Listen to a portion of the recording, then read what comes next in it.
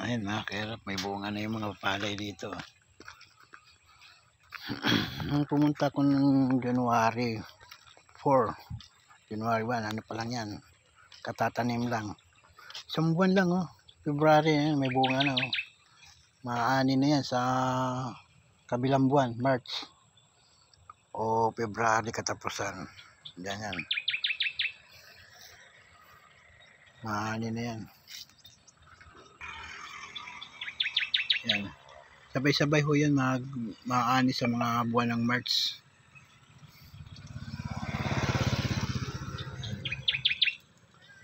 May ilang hektarya ito mga kairap, laki. Ganda ng palay oh, lalaki ng butil. Lalaki ng butil mga kairap ng palay oh. Mga March to maani talaga. Kasi green pa eh. So, sa buwan ng March makukulay brown na yan lahat. Anihin na yan. Yan paligid yan. Itong kabila wala pang bunga mga kairap. Yan kabila. Wala pang bunga sa ano pa yan. Buwan ng April yan. April, May yan. Maani yan. Lawak yan mga kairap oh.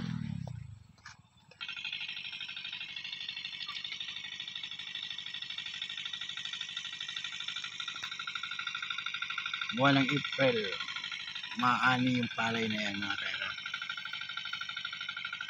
O March katapusan, ganun.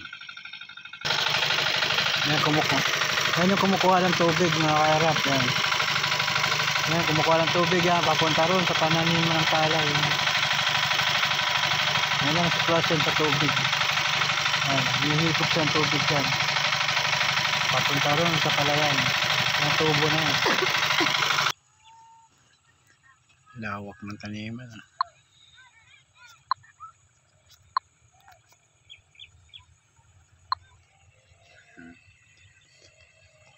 Ano, pero diyan pa uwi na tayo.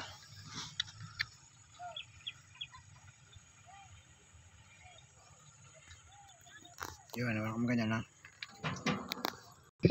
Pamaingay.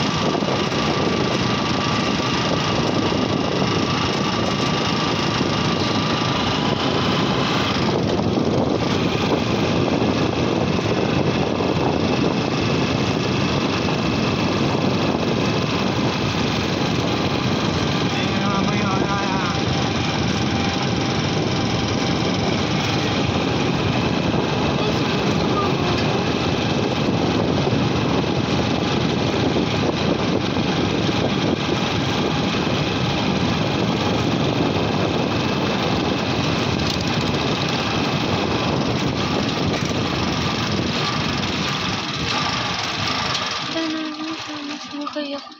Eh, kaya nandito na lang yung aking live.